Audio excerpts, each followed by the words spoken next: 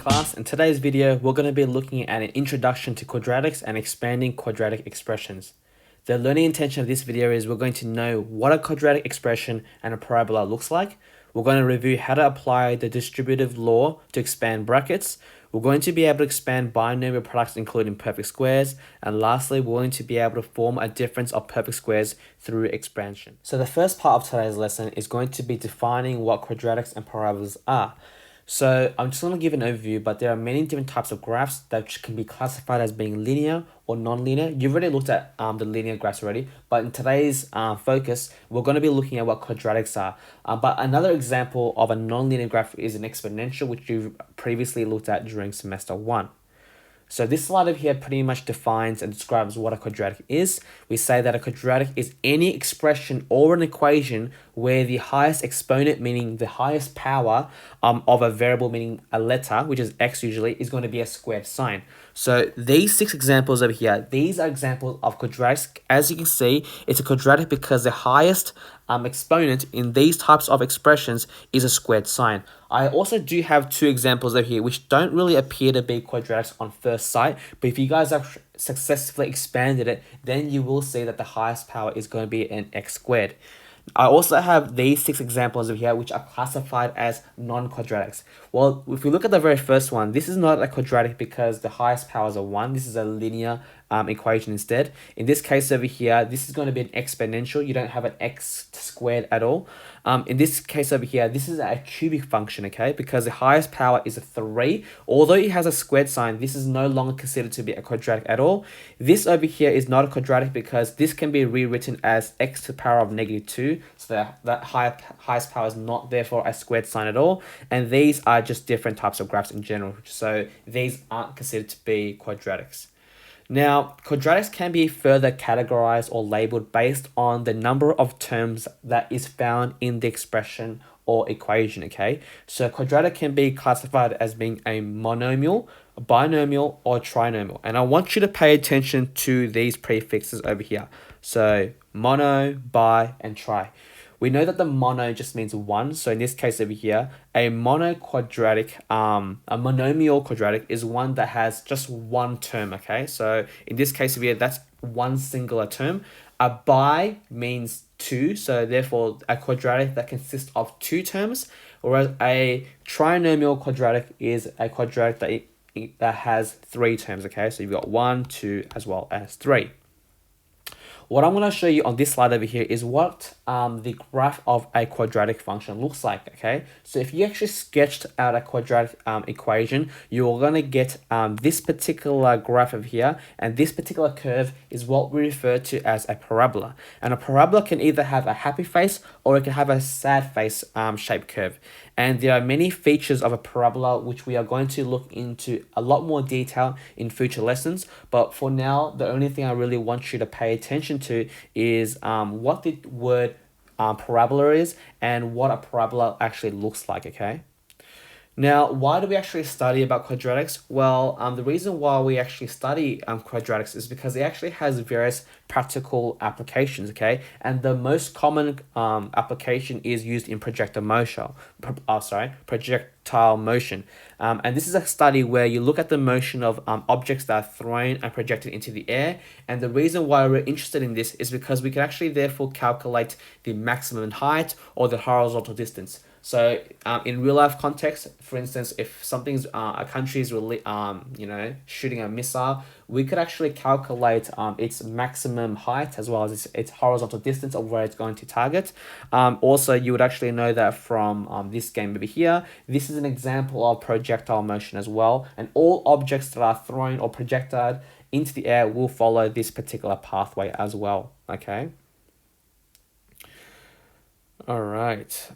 What we're going to be looking at now is how we actually expand using the distributive law. So the distributive law is used to expand expressions containing brackets. It's also referred to as the double rainbow method, and it works by multiplying the term found outside by multiplying all the things found inside the brackets, okay? So this is a very easy example that I know that you should be able to do quite readily. So what we do is we first multiply the outside term 2 by the first term here. So we multiply that, and then we multiply 2 with x, okay? So if we do that, Therefore, I can simplify this as being 8 plus 2x over here. So this is a very easy example.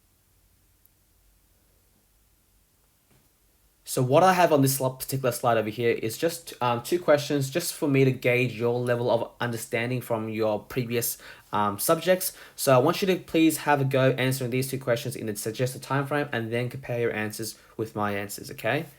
All right, guys, if you've done this successfully for the very first one, if you've expanded it, then you should have got 10x plus 15 plus 4x, because 5 times 2x gives you 10x, 5 multiplied by 3 gives you 15. We'll then collect the like terms, so therefore, these are the like terms over here, so I'm going to add them together. Therefore, my answer is going to be 14x plus 15. And if you did the other one over here, in this case, if you've expanded it, it's going to be 3x squared minus 5x plus 6x minus 10.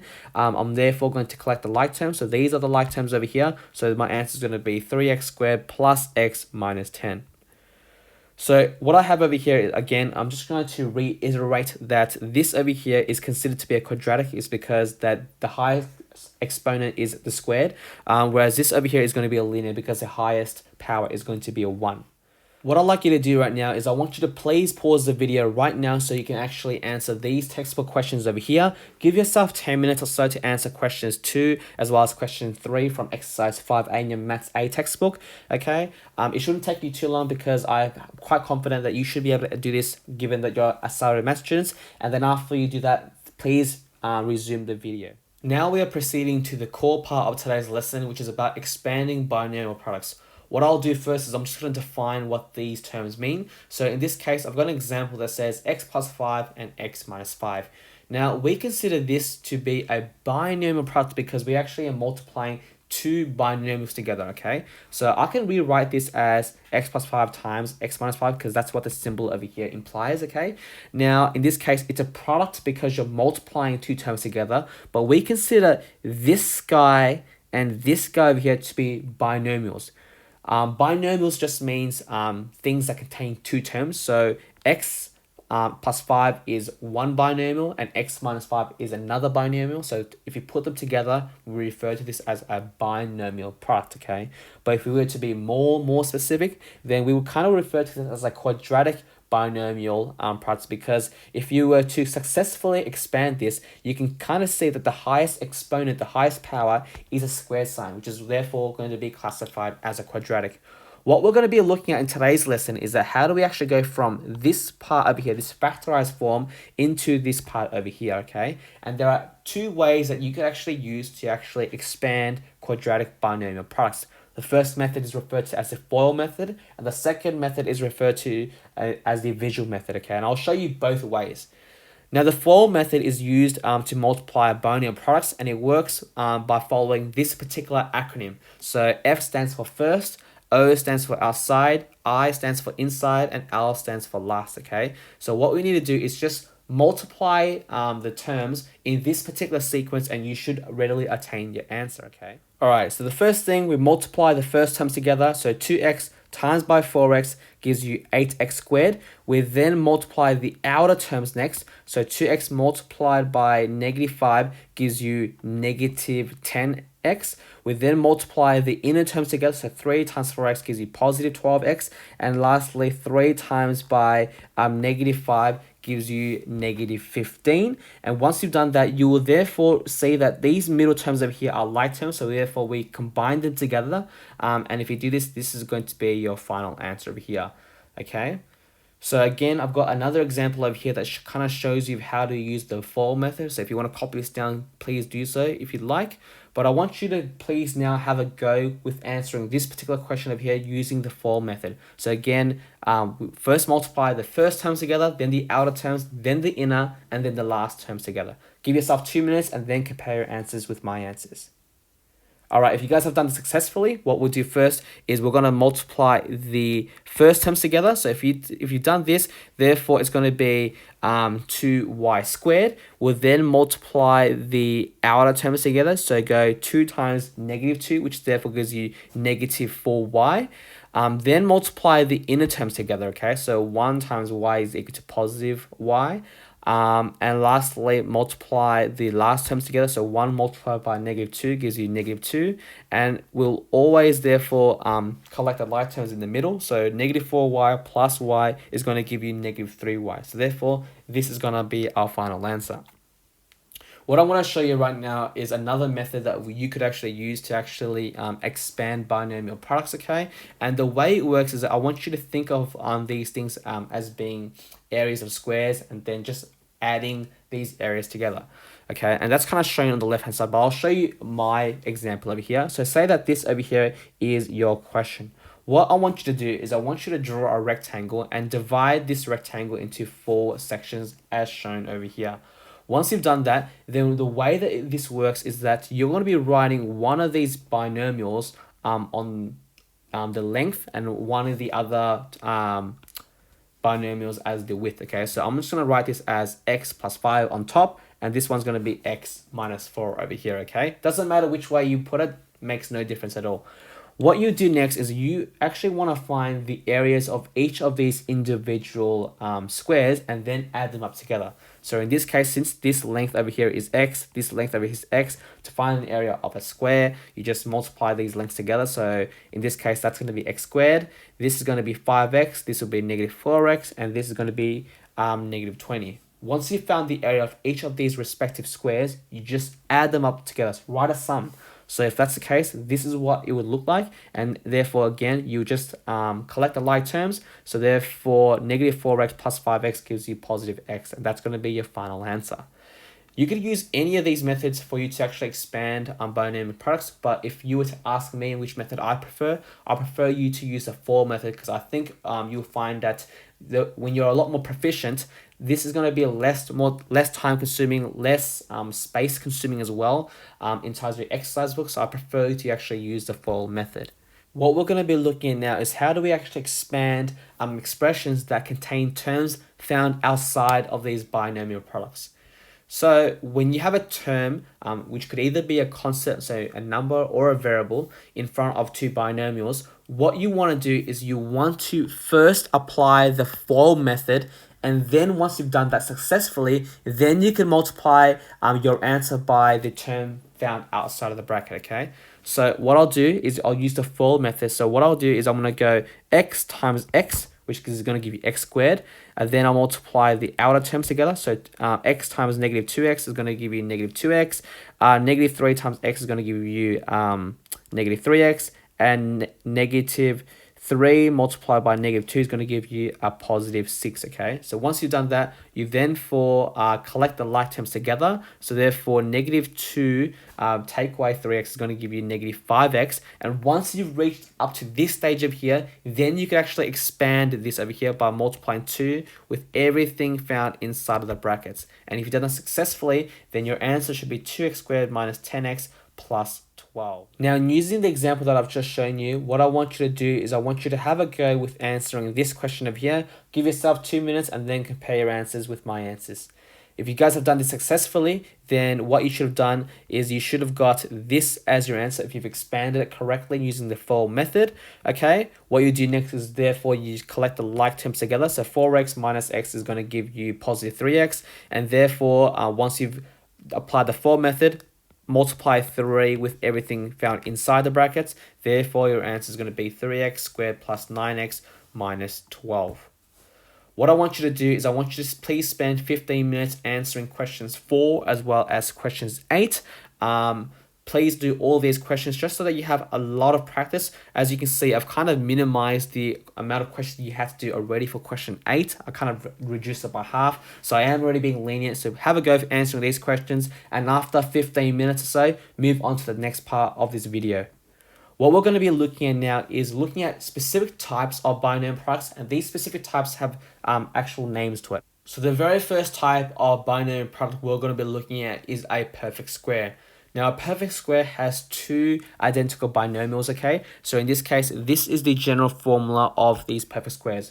In this case, a plus b whole squared is considered to be a perfect square because that can be rewritten as like a plus b, and this can be rewritten as a minus b, a minus b, okay? These got identical binomials that are being multiplied together. And if you've successfully expanded it, then this is what you'd get: a squared plus 2ab plus b squared, and the other one is going to be a squared minus 2ab plus b squared, with the fundamental differences is just being these signs over here. I want to show you how do we actually successfully expand this, okay? So you can rewrite x plus 5 whole squared as being x plus 5, and if you guys actually use the FOIL method correctly, then you should get this as an answer over here, okay? And if you did this successfully for the example down below, then this is going to be the answer over here. And this particular formula does actually work if you've actually compared your answer using the FOIL method. So these formulas are pretty much shortcut formulas when you do have perfect squares. So I want you to please have a go of answering this particular question over here. You could either using the shortcut method, or you could actually use it by doing the FOIL method. That's totally up to your discretion. So please pause this video right now and have a go. Alright guys, if you have done this successfully, I'm going to show you two ways of actually how you could actually answer this question. So the first method I'm going to show you is using the FOIL method. So in this case, go 2x multiplied by 2x, that gives you 4x squared. Go 2x multiplied by 4, that gives you 8x. 4 multiplied by 2x gives you 8x, and 4 multiplied by 4 is going to give you 16. Once you've done up to that stage, therefore collect the like terms to simplify, and therefore your answer is going to be 4x squared plus 16x plus 16. That's method number one. But if you were to actually use this particular formula over here, then you could easily get the answer. And all you need to do is just find out what is the value of a and what is the value of b, and then just substitute it into the formula. In this case, your a, in this case, corresponds to 2x. The position of b corresponds to 4. And all we need to do now is just substitute it into this formula over here. So if you substitute it into that, therefore you should get something similar to this over here. So 2x whole squared is therefore going to equal to 4x squared. 2 times 8x is going to give you 16x, and 4 squared is going to give you 16. Notice that I've got the exact same answer, but I've used two different approaches, and you can use any one of these as you like. Now the second type of binomial product that you're going to be looking at is something referred to as DOPs, okay? Also referred to as difference of perfect squares. These DOPs are just expressions that contain two perfect squares that are separated by a subtraction sign. So this over here is a DOP. It's got a perfect square here that is separated by a takeaway sign. And this can actually be converted into this particular form over here, okay? So a plus b and a minus b. So notice that they are alternating, and it doesn't really matter which way you write it. So you could even write it as a minus b, a plus b. Doesn't make a difference at all. But I do want to clarify that students often make this mistake over here. They think that this over here is a DOP, and I want to reassure you that this is not the case. So do not ever do this at all. This is not considered to be a DOP at all. Now, what we're going to be looking at is how do we actually get from this factorized form, which is shown on the right-hand side, into this particular form over here. But in the next lesson, we will learn how to actually factorize DOPs from this side back down to this side over here. So I'm going to use an example over here. What I'm going to do is, again, use the FOIL method to actually expand it for you guys. So in this case, if I was to use a FOIL method, I'll go 3x multiplied by 3x. That gives you 9x squared. 3x multiplied by negative 2, which gives you negative 6x. 2 multiplied by 3x gives you positive 6x. 2 multiplied by negative 2 gives you negative 4. Add these together. In this case, they'll cancel each other out. So therefore, it's going to be 9x squared minus 4. Alternatively, if you were to use this kind of like general form rule over here, all you need to do is identify the values of a and b and just substitute it. So in this case over here, the value of a is going to equal to 3x, and b corresponds to 2. So therefore, just put these two values over here into this general equation. So therefore, your answer again is going to be 9x squared minus 4. Similarly, what I'd like you to do right now is I want you to please use this example to now answer this question over here. Give yourself 2 minutes and then compare your answers with my answers. Alright guys, I'm going to show you again two ways of doing this. So this is using the FOIL method over here, and if you've done this, you should get 16x squared minus 36. If you use the other method, just identify the values of a and b and then substitute it into this particular general formula here. And if you've done this, again, you should arrive to the exact same answer. So these are going to be the last questions that I'm going to allocate you to answering. So I just want you to answer questions 5 as well as question 6. You've previously done question 8, which I've showed you in the previous slide. Answer these 2 questions over here, and if you haven't completed it, then the rest is going to be for homework, okay? This is going to be the end of today's video. Hopefully you should be able to achieve most of the success criteria. Thank you for watching today's video. I'll see you guys again in the next video. Bye.